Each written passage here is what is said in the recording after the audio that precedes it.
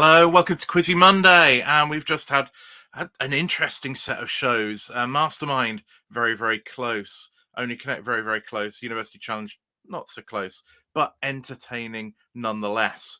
So welcome back. Yes, we have a guest from Only Connect. We've got one of the Jonathans from the Strigiformes with us. So we look forward to welcoming him in a second.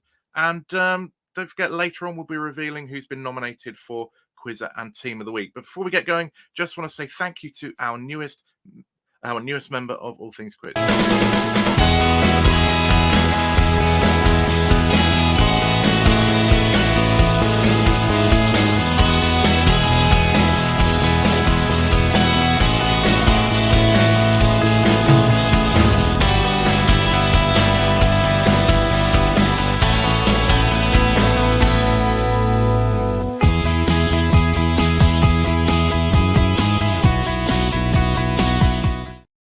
So our next members quiz is coming up on Sunday. If you want to play along, membership starts from £3 a month, and we're going to be having a House of Games style evening. So if you want to join in with that, go to patreon.com/allthingsquiz. Now, let's welcome Jonathan onto the stream. Evening, Jonathan. Hi, Gareth. Hi, everyone. And congratulations on your win tonight. Thank you. Watching it back now, did that flood you with memories? Yeah, it did. I mean, it brought back how close it was. I think that I remembered it as being very close. I didn't remember the extent to which I now remember that we really didn't know whether we'd won or not. You know, we just didn't know what it was until Victoria told us. So it was really very dramatic, that last few seconds of the thing. Yeah, because round by round you might have a sense, but at least you hear what the score is at the end of each round. Then you do the wall and you're completely in the dark as to how you've done compared to the other team until you get back in studio. Yeah. And then, you knew you had a lead, but then there was only a lot of 3 points, something like that. So yeah.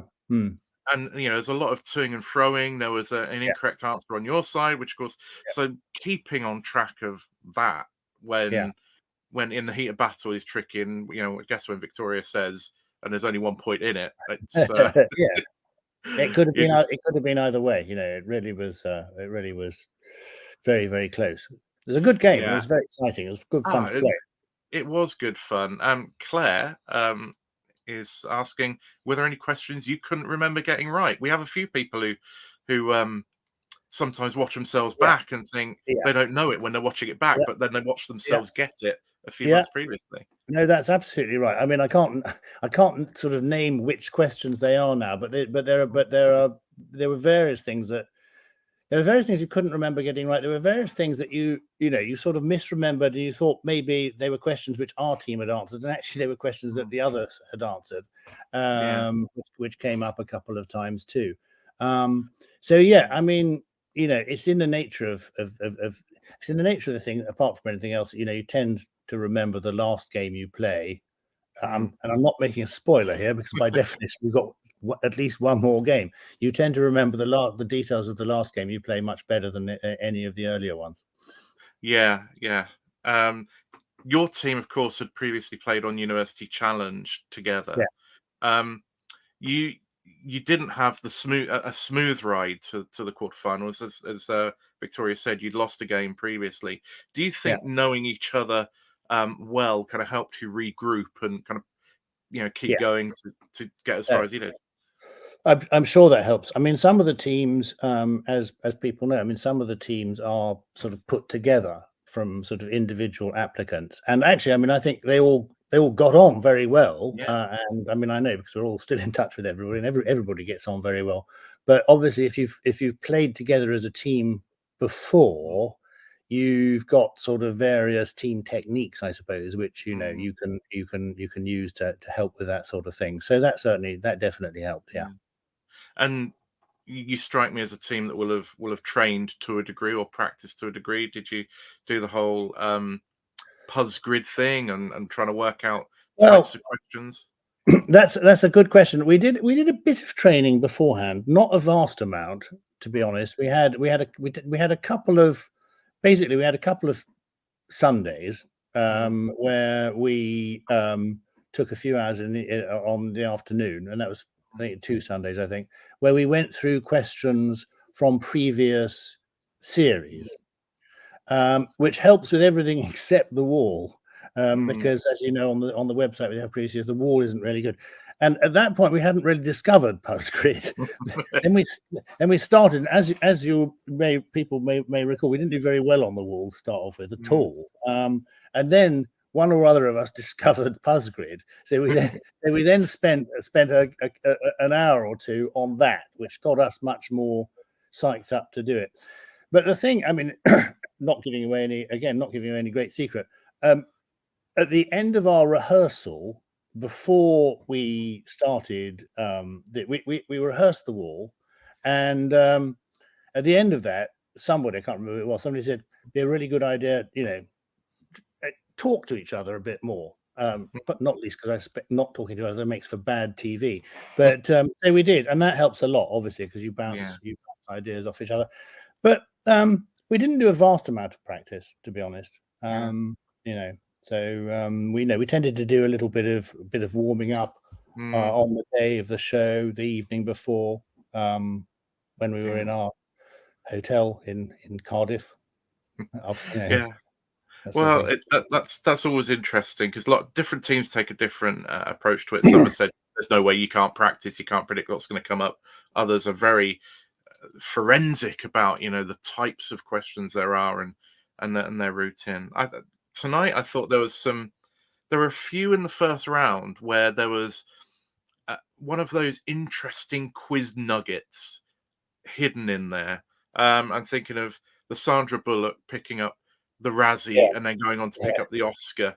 The Nobel Prizes that were dissolved in acid and then reconstituted after the Second World War. Those are lovely nuggets that if you've heard them before, kind of spark the answer in you. Yes, I mean, I think we should have, in particular, the Oscar Razzie one, we should have got, really, with hindsight, because it is the sort of thing that has, that pops up in all sorts of quizzes, actually, or something like it, and so we should have, I think, been a bit more alert to that. But that was fairly early on, That was first question, first question, round one, and you did come close. You say you hit the post on that one, but didn't quite get it. But you did get the lovely wind in the willows question, which was nicely constructed. I mean, any of those questions, watching them back, that you were, I don't know, because it was only. Well, as I say, I think we should. Sorry. So it was 2-2 at that first round, so it was quite low scoring. Were there any that you were kicking yourself on? Yeah, I was kicking myself on the Razzie one, the Razzie Oscar one. I think we should definitely have got that, and we should, probably. It's easy to say this with hindsight, but probably we should have got that, at the second one or something like that. We could have picked up 3 points or something like that if we'd been actually sort of alert. But we weren't. so there you go. Oh well, I mean, it's how you finish that counts, as they say, not how you start. But 2-2. Now, obviously, there are people in the chat commenting. Michael McPartland, all over the Razzie question, one of my pet subjects. I had no idea until the Sandra Bullock pair. There you go. That's from Gerard. And the wind in the willows got me my traditional pre-missing vowels point. That was the 1 point in the bag for Catherine. So it's fun. And again, if you're watching and there was a favourite question, let us know in the chat. Now, the round two, there was scoring was slightly healthier in round two, and you picked up the Sudoku, the grids one quite nicely. And you picked up a bonus, the Richmond one.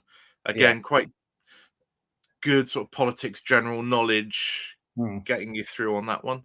I think we had that one actually on the second, when Leon Britton popped up. I think we were sort of muttering to each other, and I think we'd sort of got it at that point.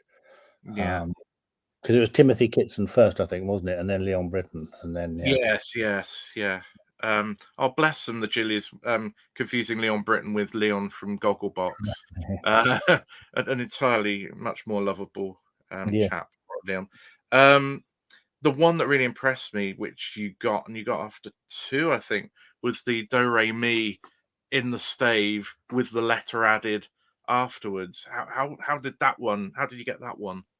Well, she alluded to the fact that we're a musical team. I mean, Jonathan Williams is a professional musician, Okay. so and yeah, very highly trained at the formally as well. So I think you know it was he. I think he got it, Frank, pretty much single handed, to be honest. And I think he got it on the second, and I think he just wanted the third just to be sure.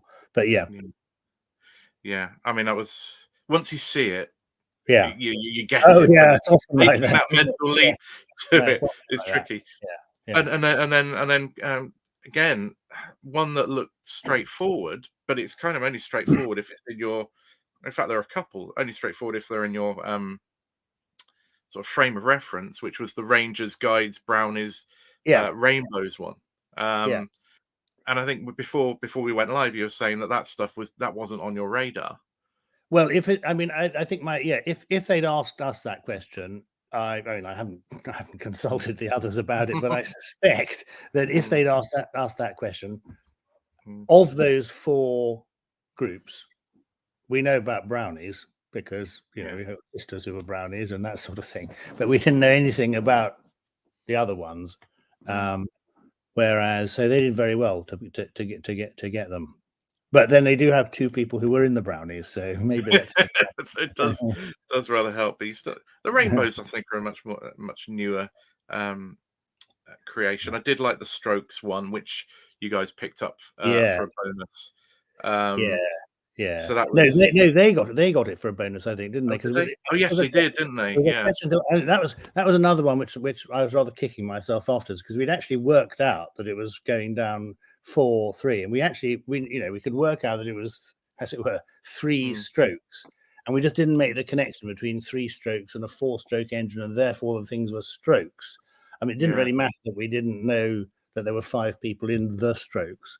No. But we didn't get it, and they did, so they picked it up. They picked it up well. Yeah, and at the end of that round, 7 apiece again. Yeah, So that was still tight. yeah, Yeah, going into the wall, knowing what's at stake, because you're now at a point in the competition. If yeah. you lose, you're gone.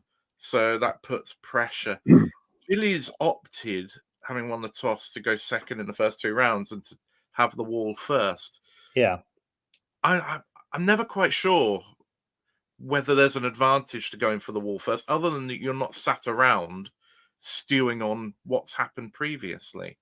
Did you feel No, that there was any disadvantage to going second? I don't think so, really. I don't think, to be honest, it really matters greatly. I mean, the way in which the studio is arranged, for people who haven't done this, you're all in the green room. The first team goes in and does the wall, and then that team sort of comes in through a different entrance, while you go out through another entrance. So you can't see them. You can't not generally anyway. They don't sort of come in and you can see, oh, they've all got very long faces, so they must have had a disastrous wall. Or they're looking triumphant, and the game is all over. So so in other words, you're both doing the wall blind. As you say, if you do it first, you have the advantage of not hanging around. And I suppose if you're doing it second, equally, you have the advantage of a bit of time to relax. And that's sort of 6 of one, half dozen of the other. Really, I don't think it matters. I don't know. Yeah. Presumably someone somewhere has probably done a statistical study of whether one or other, whether going first or second is systematically better. But I don't know if my personal view is it doesn't make any difference. Yeah, knowing Only Connect fans, I suspect almost certainly somebody has done that, and we would be interested to know what the outcome is. I know certainly people have analysed, the amount of times teams have come from behind on the vowels and things like that to see what difference the vowels makes given the number of points available. The Gillies, their wall. This was the first time you saw their wall. Yeah. They got 5 points on it. It was a bit tricksy. What did you make of it? I thought it was tricksy. I thought both walls were pretty Mm, tough. I thought, maybe it's just worth saying, I thought in general that there is a definite, the way I was reading, there is a definite step up in the mm, sort of questions generally once you get to quarter-final stage compared to before. yeah.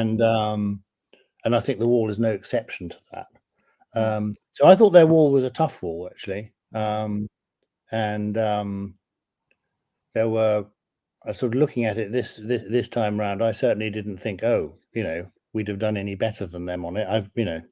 Sort of, I thought they did a good job with a difficult wall. yeah. No, it was. It's one of those where even if you spotted some of the connections, it wasn't necessarily easy to solve them. The No, cross they one. got. Yeah, I remember now. Of course, Victoria pointed out after they'd done their wall that there was I can't remember which group it was, but there was one group where there were at least five, and maybe six. It was the crosses, wasn't it? Five, or at least, maybe it wasn't crosses. Yeah. Anyway, 5 or 6 possible answers, and they cycled and had what actually turned out to be the not relevant one in the Yeah. pack all the time. So with hindsight, you could say that was, that was a piece of rather rotten luck for them. But Yeah, because they kept okay. Humdinger Yeah, in that's that the group. thing I was thinking of. Sorry, yeah, that's the thing Yeah, I was thinking of. and Chris, I think here has picked up on it. Would never have got the Paw Patrol mare. And again, if you No, got kids, you no, might know that, but I'd never heard of Mayor no, Humdinger no. before, and I would never have thought of putting that in there. Not before sort of Charing Bray or Brockwell, which Well, all sound like they exactly. could be Yeah, surnames. yeah, So they did probably about yeah, as well as could be done on that. You came in with your wall, saw the stops pretty much immediately and yeah, made short work of those.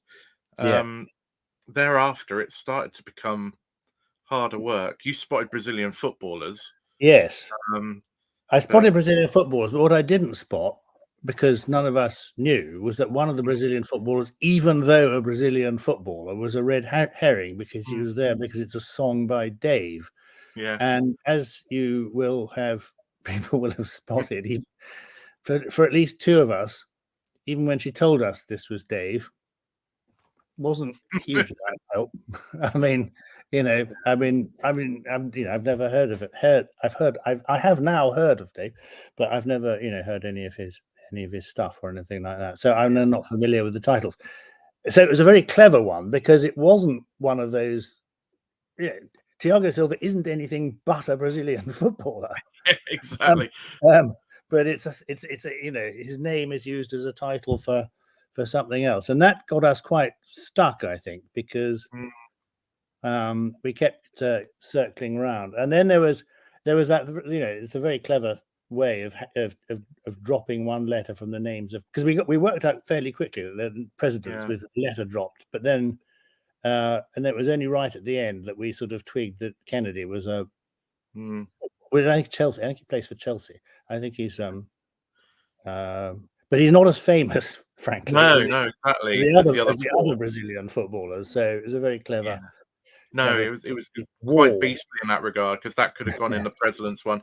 As you say, Thiago Silva, that's the one you would say is a banker for the Brazilian footballers. But as Claire says, Dave's song's not a snowball's chance. Michael knew Thiago Silva was a rap song, but didn't know who it was by, and have not heard of the other three. So Well done. That just shows. it's just it's a tricky it was a really Yeah, tricky wall. yeah, And of course Michael throwing in everything has to come back to Middlesbrough. Gutted their Brazilian footballers, a Juninho wasn't on there. But yeah, so it was tricky, but you did enough to get yourselves ahead going into the missing yeah, vowels by 2 points. As University Challenge quizzes, you're used to the old buzzer races. yeah. But you also know at this point that the other teams have to be half decent as well. Yeah. What was your mindset going in there? Because you only find out in the studio what the score is. Yeah. You knew you didn't ace your wall, so potentially you're walking Yeah. back into studio thinking you might be behind. Yeah. So did you have Exactly. a plan? There's no time. You come, particularly if you're the second wall. You do the wall, and you just basically walk straight back onto the set. I mean, because the wall is in one end, as you know, at one end of the studio, and the rest of the set is in the.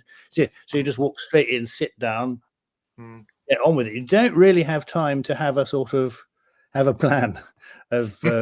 I mean, you can obviously you can talk about things on a contingent basis beforehand, but it doesn't really help, because you could you really just have to just get on with it. I think that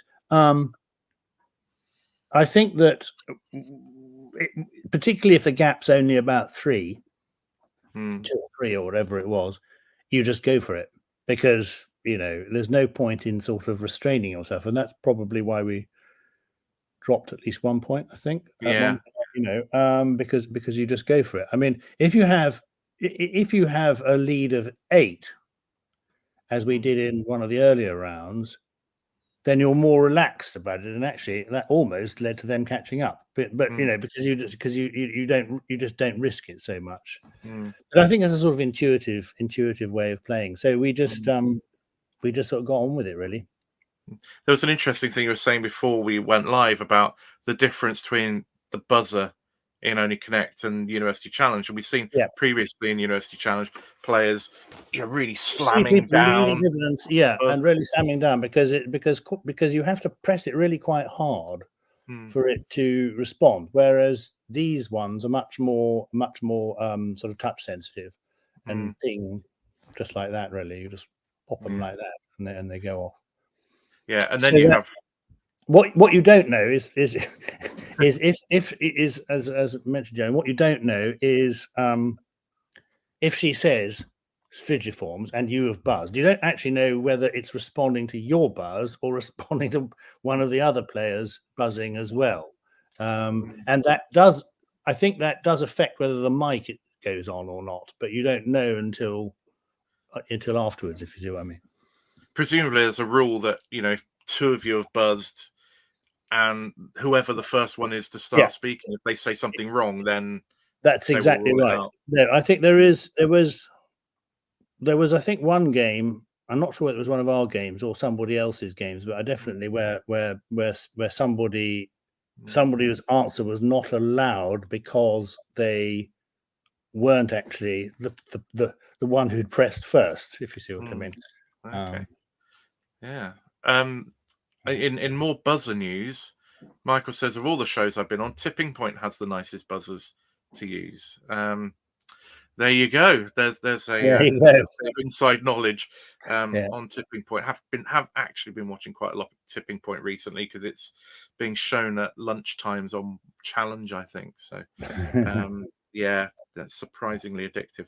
So Missing Valzo was a bit of a as we alluded to at the start of the show, it was a real tussle. You went in 2 points ahead. There was at least one incorrect answer on your part, which takes a point off, and opposition capitalized. So by the end, when Victoria says to you,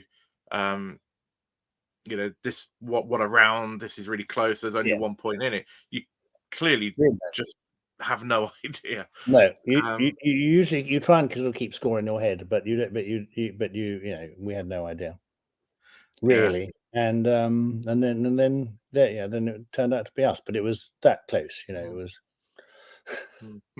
And so after a titanic battle like that, you're into the semi-finals now, presumably. Still never take anything for granted with the Only Connect competition structure. It's straightforward from quarterfinals onwards. So presumably you've got another three weeks of quarterfinals, and then the first semi. Well, I don't know whether it will be in the first or second semi-final, but the semi-finals will be on in 4 and 5 weeks' time. Yeah. And then you have the third and fourth place, and then the final. But in the context of filming, is this you're back in the studio the same day, or you're back the next day, or is there a gap before you get into the final stretch? You know, I can't honestly remember. I think that we had. I think we had a gap between the quarterfinal and the semi-final, but I honestly can't remember exactly whether. I mean, by which I mean we had an overnight Okay. gap, and indeed, I don't know. And maybe I'm making this up, but I think that we had a gap. We knew who we were playing. We knew they were there. We all went out to dinner the night before, because we got to know people pretty well by that stage. Yeah, But lovely. obviously I can't tell you who they Who were. that would be. Yeah. We've got one more comment come in, or two more comments come in about the missing vowels. Caterpillar cakes was a nice idea, particularly as no Yes, Colin. exactly. Exactly. I mean, I think we were all. I mean, I do definitely remember sitting in the studio, and when that one came up, just thinking, well, I don't know any others, but I'll look out for Colin, because there must be a Colin, and he didn't show. Yeah. That's the one. You're looking out for CL at the Yeah, start of an answer. absolutely. Yeah. Chris, my go-to caterpillar cake. Well, indeed, Oh, indeed. yes. And now we know where you shop, Chris, so we can make all sorts of assumptions about you. But yes, Colin, the original and the best. But yes, that was a good one. So yeah, you're through to semi-finals. Congratulations. We get to see you Thank you. again, which is good. Before we move on to talk about Mastermind University Challenge, just want to run through the winners of last week's votes for Quizzer of the Week and Team of the Week. Scott Blish was voted Quizzer of the Week last week for topping the table in the International Culture Challenge. Second was Alex Shorten for winning Mastermind, and third was Guo Zhuangjiang for winning the Chinese geolocation quiz. Team of the Week was Newnham College for their fantastic University Challenge tiebreaker win. Second was Pericardium of the Online Quiz League, and third was Cunning Planners from Only Connect. Don't forget, you can nominate a team or player. Go to tinyurl.com/ATQ nominations and get your nomination in by 5 p.m. every Monday to make sure they're on the list. So we're back. We talked about Only Connect. Mastermind. We had Jane doing Catherine the Great, Paul doing Wallace and Gromit, Christina doing Egon Schiele, and Stuart doing Hyenas. What did you make of tonight's Mastermind, Jonathan? It was. I mean, it's just the way it sort of the way it panned out. There wasn't a lot of sort of tension to it until the very last bit, because you wanted to see whether Paul was going to catch up on Stuart or not, and actually he didn't, did he? No, he didn't by 1 point. So there was a sort of a bit of excitement about that, but otherwise, yeah, it wasn't the most exciting or dramatic of games. Let me put it that way. But that's no criticism of the people involved or anything like that. That's just the way it just sort of fell out, really. And I think what was a pity when you see players struggling on specialist subjects, and I think particularly of Christina on Egon Schiele, because I felt that she knew her stuff, but her problem was recalling it under pressure. And it's, nobody likes to see somebody struggle in the spotlight like that. And Jane got 3 points on a specialist subject. Christina got 4. You just hope that they can bounce back in general knowledge and kind of leave feeling positive about it. But it was. Well, you felt with both of them that they, if it's okay to sort of a critique in this way, it's not criticism, but just critique. I mean, I felt that for both of them, they had that classic thing, which we all get, that you get stuck in a sort of loop. If you don't answer the question properly, then you start spending time thinking about the answer to the question. Then you start worrying about the fact that you're spending time thinking about it, and then 15 seconds have gone by, or at least it seems like 15 seconds have gone by. And I think that happened to both of them a little bit. I think it did. Yeah. And so pity on, for them. Hopefully it doesn't leave them too scarred. But then we were left with Paul and Stuart, who both put in decent performances in their specialist subject round. Paul with 11 on Wallace and Gromit. A lot of commenting in chat on Wallace and Gromit. Michael saying, great choice. None of them are that long, so very revisable. And Duncan, surprised I got more on hyenas than Wallace and Gromit. I never knew there was so much to know about hyenas, but that's a great subject. Yeah. We've seen some of these sorts of things before. I remember when Gary Grant did dolphins and porpoises. It's like, actually, there's not that many species of them, so actually it's really nicely constrained subject. But it was the general knowledge that did for Paul, and exactly what you were talking about, that sort of past spiral. He just really kind of limped his way towards a target, and against all odds, Stuart ends up winning. But I always find that sort of 8-9 points in general knowledge can be a tricky little target to get. I think you see it in shows like The Chase as well. Yeah. Oh, sure. I mean, when you're watching it and you're answering the questions in your head, I mean, I'm sure there are lots of people on here who answer all the questions in their head, but I often find that, like tonight, actually, I mean, there are a couple of them where I sort of on the general, I thought I'd get that one, or I know that one, but then a couple of the other ones, I thought I don't know any of these, and so it's it's just the way it falls out. Can be difficult. And then you've got the brain fart, and I say this not to laugh at the answer, but when they were being asked about the Irish boxer and they said Katie Price rather than Katie Taylor, you know that actually what's happening there is that their brain is kind of got to the answer, but then their mouth kind of isn't quite in sync, and it was just unfortunate. That would have I think, well, it would have put them into a tie, but then I think Stuart would still have won because he didn't pass at all, which is always a good tactic. We've got Chris here, Stuart's son. I can confirm that Stuart has been reciting hyena facts in his classroom and at home for years and years. It's lovely. I mean, but does that mean he's got to now have a new obsession? Or is he doubling down on the hyena facts? That's lovely. Well, it's good to see you, Chris, and say congratulations on to Stuart, because it's something to win Mastermind. You've got to put yourself through that. You've got to put yourself through the study. You've got to perform in the chair, and he did. So fantastic. Michael said on that Katie Taylor one, he'd easily got Katie Taylor in a pub or written quiz, pressure of the chair. And I think that's something that people who haven't done it can only imagine. It's one of those things that you have to experience. And so we do feel for him, but we do congratulate Stuart, the king of hyenas, on his victory. I think the fact that it's a solo show puts solo players must, I would think, put a lot more pressure on people as well than a team show like Only Connect or University Challenge, where you've got your sort of, you've got your moral support, and indeed you can, once you've got past the first, on both ones, there's plenty of times where you can consult with your colleagues and work out the answer. So it's I always feel with Mastermind that you have an awful lot of time with your own thoughts in the build up to it. And sometimes, some people can deal with that. Some people need company and they want to just be chatting about anything.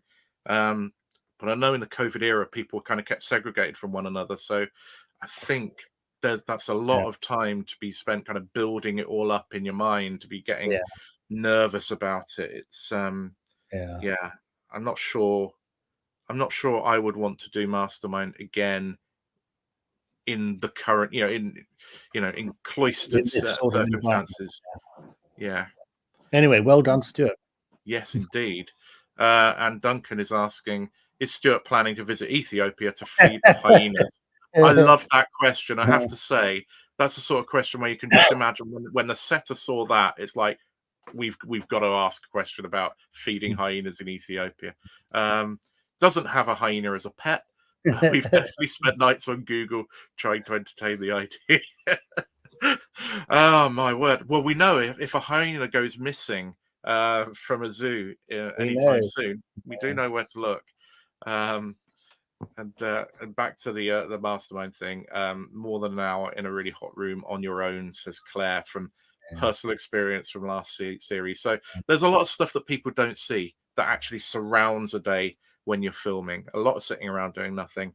And as you say, if you're on your own, some people cope better than others with it. It's I wouldn't fancy that myself. Before we move on to University Challenge, just want to run through the what is the question competition. In our What is the Question competition, the answer in need of a question last week was Edge, and this question by Mikhail Fodorshak was the winner. An epee, a katana, and a longsword have 0, 1, and 2 of what? Well done to Mikhail. This week's answer in need of a question is Vine. People submitting questions, and now you can vote on the long list. On Wednesday, we'll release a shortlist for you to find a winner. To vote, go to tinyurl.com/WITQ-Vine. And if you want to submit questions for What is a Question, well, we release a new Answer in Need of Question every Sunday morning on Facebook and Twitter. All you have to do is reply to that post with your question. Deadline for sending in questions is Monday at 4 p.m. Okay, so yes, we have got the latest competition. Gerard, one of our regular viewers, has finally got round to sending some questions in, Gerard. So thank you for sending them in. And yeah, you can submit as many as you want. Now, here is a question that's going to reveal the dark arts of how all things quiz works. Gareth, please tell us how you choose the word. Valerie is sat here and she is chuckling away. What generally happens is sometime on Saturday. No, normally Friday. Normally Friday, but sometimes Friday or Saturday, Valerie says, "We need a word. We need a word," and I just go, "Have we had badger? Have we had dog? Or whatever, and until we settle on one, there is no rhyme or reason. So unfortunately, there is also no way you can go and prepare by anticipating next week's word, because we just make it up. Gerard says, no worries. Gerard, good to have you on board. Michael talking about the mastermind. Some of the mastermind dressing rooms are better than others as well. Some are en suite. Others involve a long walk through the production office to get to the toilet. Michael is also saying, open up the word to nominations. We will consider that. Yeah, that would be good. People could, we might ask our Patreon members to suggest the word, which could give them a distinct advantage. Good suggestion there. Catherine. Oh, this is secret. I'm writing questions for the Celtic Nations Championships. They are happening in Cardiff in, I think, about the 16th, 15th, 16th of April. So if you have Welsh, Irish, or Scottish heritage and would qualify to play for any of those countries in a FIFA tournament, just because that's the equivalent qualification, then you could go along and represent one of those countries in the Celtic Nations Championships. Go to Quiz Wales for more information about that if you want to play. So we've had 2 tight matches. Then we came to University Challenge. As a University Challenge alumnus yourself, when you watch a game that's as one-sided as that, are you... I mean, we all want a nice competitive match, but is part of you just thinking, Bristol, you're just very, very good at this? Yeah, I mean, and they are very good at it, and I haven't seen the stats yet, which will no doubt come out sometime later. But one of them in particular, McLaughlin, I think it was, seemed to be getting, lots of questions. He really was getting in the starters, and also seemed to provide a lot of the answers to. So they got at least one very good player, and for all I know, all the other 3 seemed to be pretty good as well. So they were just a very strong team. I think, didn't the other team have a reserve playing? Donnelly came in having been missing for the first game. Yeah, and that may have had some impact on them as well. I think that doesn't. That tends not to help if you have to have somebody come in because of the point we were talking about earlier on about building up a sort of team spirit, I suppose. But yeah, I mean, it was one of those ones where you sort of felt a bit after about 10 minutes that sometimes a team that has a very bad start, but then picks up. But you didn't really feel that was going to happen, not least because Bristol just were charging away.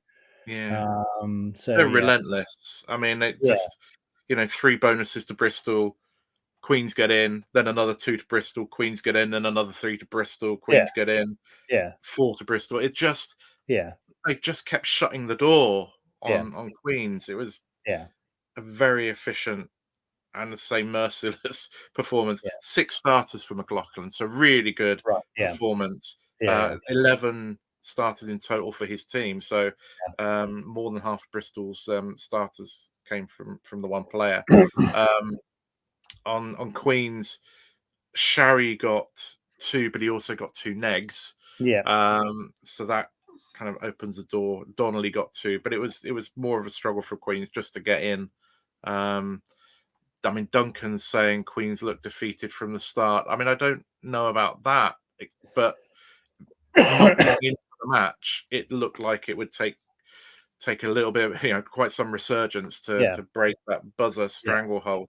When you're in that situation, you're in the studio, what's your tactic at the point at which you're going to buzz in? Well, I guess that, I mean, one of the reasons why was it Sharry who got 2 points but also dropped 2. And I was thinking when I was watching this, he's got into the mindset. They're miles behind. He better just go for broke. If he thinks he knows an answer and it's wrong, well, he'll lose a few points. But they're so far behind, they've got to keep risking it. So I thought that's the sort of thing you do if you're at that stage, and that's the sensible thing to do. Is to risk it. And I think that's what they were. That's what at least he was trying to do. I think so, because he negged on Swahili when he was guessing a West African language. The very next question he gets right. Buzzes in and gets Jacobson. So this is not somebody who is put off by having got a neg. It's his tactic. That there is that risk, that inherent risk, but when you're against a team as quick as Bristol, you can't wait until you're absolutely certain you know the answer, because they'll already have buzzed in by that point. So I think he was right to do that. As you say, they had to do something to get a run going of their own. Unfortunately, it didn't work. Any other questions or bonus sets that particularly appealed to you? No, not really. I mean, well, I was struck by the irony that their music round. Frankly, I'd have aced that music round because half the songs were from my youth. So I was thinking, if we'd had those instead of Dave, I would have been in a better position. You could have had that psychedelic folk. I didn't think of that. There was another thing for the conspiracy theorists, which was that there was a question about to which the answer was JFK, and of course JFK also featured in ours in the context of the misleading Kennedy on the wall.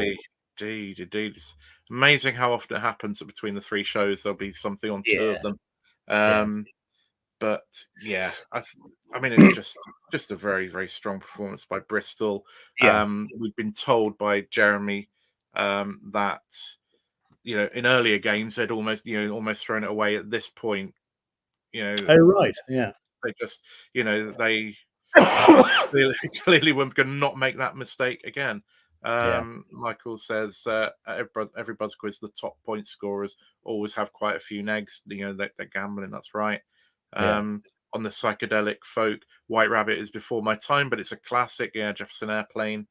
It's a very distinctive vocal as well on that, but it's I can understand why they didn't get it, I have to say. But yes, so well done to Bristol. Farewell to Queens. Before we look at Champagne Moment, if people got a Champagne Moment, chuck it in. We will just have a run through of the nominees for Quizzer and Team of the Week. These are this week's nominees for Quizzer of the Week, and there are a lot of full houses. Patrick Friel for a full house in OQL USA Regions. Jonathan Gibson for an OQL full house. Victoria Gross for an OQL USA full house. Nick Jensen for 14 out of 15 in the International Culture Challenge. Gareth Kingston for a full house in the Quiz League of London. Evan Lynch for an OQL full house. Tonight's Mastermind winner, Nick Paul for an OQL full house. Shanine Salmon for winning her counterpoint heat. And Paul Sinha for a full house in the Quiz League of London. And for Team of the Week, the nominees are Cambridge for their QLL President's Cup win over Westminster, Chaotic Good Milf Hotel for the highest score in OQL USA in Week 1, Lions of the Isles for their draw against Greater Tomorrow in OQL Division 3, tonight's only Connect winning team, Iron Team, who beat the leaders of QLL Division 2A, and tonight's University Challenge winning team. You can now vote at tinyurl.com/QW23Jan23, and voting is open until Friday at 6 p.m. So there you go. That's the rundown of the candidates for Quizzer Team of the Week. Yeah, can't duck it. Michael says, "Oh, go on, Gareth. I'll give you a vote." Gerard, oh, he's good. He is. You don't have to vote for me. I really, I'm not that hung up on it. But yes, it was nice to get a full house after 3 or 4 years. I'll just say that. Now Duncan is saying, "I'm hoping Amor Rajan will return to Bamba Gascoigne's way of explaining answers to viewers after a ridiculously fast buzz by a contestant." I guess there is that element, Jonathan, isn't there? That it is a game, but it's also entertainment for the people at home. And if you don't, somebody buzzes in after 5 minutes, there's not much entertainment in not having a clue what just happened. No, that's right. I mean, as a viewer, I find it incredibly irritating if when you don't get an answer, you don't get a full answer to something if you happen not to know it yourself, or like the one at the end where you don't get the answer at all if somebody buzzes in and you sort of think, come on, just tell us what the answer is. I suppose. I mean, presumably, I suppose to be particularly nerdish about it, if you provide the answers, that will extend the time and there'll be fewer questions. And I suppose at the margin that might make a difference. But ultimately, all these things are basically, as they always make clear to you, they're basically entertainment shows. So it's being put on for the benefit of the viewers, not for the benefit of the contestants. Yeah, so, I mean, we know that with Mastermind there are some explanatory bits that get added in afterwards. If somebody just gives a surname, very often you hear Clyde Murray's voice go, "Yes, Isaac Newton," and but that doesn't actually take time away from the round as recorded. So hopefully, if that were possible, it would be a nice thing to see. But yes, so Duncan, we'll keep an eye out for that next series. So champagne moments. Chris has put in a bit of 8 Miles High in the week David Crosby passed. It's my champagne moment. So yes. Anybody else got champagne moment? Jonathan, what was your champagne moment from tonight across the 3 shows? It can be something that you were from the show you're in, or it could be something else. Yeah, it's difficult to top the one that's just been mentioned, actually, which I hadn't thought of from that point of view, but now I do, and now it's I think that's my champagne moment. I mean, if it's not from R1, it's not really strictly speaking a champagne moment. But looking at the thing with hindsight and seeing how the whole thing went, I mean, what was a massive stroke of luck for us was with 1 second of our wall to finish to put Kennedy in and drop Thiago Silva, for which there was no reason at all. I mean, it was a 1 in 4 chance. We just dropped, we just dropped it from it, and it happened to be the right choice. But it's not really a champagne moment. It's just an interesting little quirk. It shows how chance, ultimately affects these things a little bit. It can do. We got a question actually from Zachary. How do protests work on University Challenge or Mastermind? Say, for example, they have a question that is clued wrong and someone has a protest. Do they stop taping? And Claire, who has been on Mastermind, says, yes, you stick your hand up straight away and they'll look into it. And you have to do that. You're told you have to stop the round in progress and make your challenge straight away, which is tricky if you're kind of debating whether to do that. It's a big thing to do that. I did that once in Mastermind. But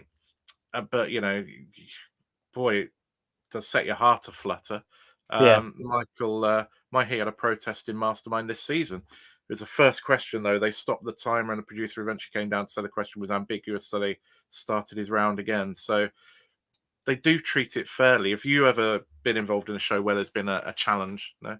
No, we've had this didn't happen in Only Connect, but in University Challenge, the recording was stopped a couple of times, but for technical reasons. I mean, people's earpieces fell out and things like that, and so you just put up the hand, stop the recording, that sort of thing. But I don't recall any questions being challenged. And we know that sometimes in Only Connect, if a team gives a connection, particularly a sequence answer that feels like it might be vaguely plausible, they will pause and check that out before they give an adjudication as to right or wrong. And sometimes you do get alternative sequences get accepted. So I think all TV shows would much rather stop recording, check something and get it right, than have disgusted at Tunbridge Wells writing in and complaining and being accused of this, that, and the other. So it does happen. And in fact, I would probably say, while they don't like it, they'd rather somebody said it at the time than afterwards. Gerard has put in his champagne moment. The realization that Gopher, Mallard, and Aardvark were broom cupboard puppets. Very generational, but I did enjoy getting that one right. So yes, for me, my my champagne moment, I think it does come from Only Connect, and I think it is probably, I got to try and find it now, it is the things that were dissolved in acid, because I just love that, the Nobel Prizes story. So I did like that one, because it's just nice finding 4 very different things. The pearls to make a drink, eggshells, and copper. So I like that question. I liked how it was constructed. But yeah, some very good shows tonight. Catherine, I thought the gopher was a vole and screwed my chance to get 2 more. Ah, well, there. Mine was getting the number 18 in the electron shell question in UC. It's as long as we get that moment, if everybody gets that moment and come away from Quizzy Monday quizzing, feeling that you've pulled something out of the bag, you love it, and that's why we keep watching Quizzy Monday. Jonathan, thank you so much for coming on, being a solo guest. Never. It's always a little bit daunting, but it's always good chatting to people like yourself who've got a lot of insights to share with us. So thank you so much. Thank you to everybody who's watched. Don't forget, if you want to play vote for what is the question, go to tinyurl.com/WITQ Edge. And if you want to, no, it's not. Edge was last week. Anyway, I can't remember what it was. Valerie, what is the question this week? Vine, WITQ Vine, tinyurl.com/WITQ Vine. There you go. And to vote for Quiz or Team of the Week at tinyurl.com/QW23 Jan 23. We will be back next week. As we say, Only Connect is drawing towards its conclusion. So this is getting to real business end stuff, and really, really enjoyable. Michael says Gareth could become the David Niven of quizzing next week. Yeah, not sure about that. Duncan, congratulations, Jonathan and Strigiformes. Thank you, Duncan. We look forward to seeing you again, Jonathan, and we look forward to seeing everybody who's been watching this time next week. Until then, goodbye, everybody. Bye.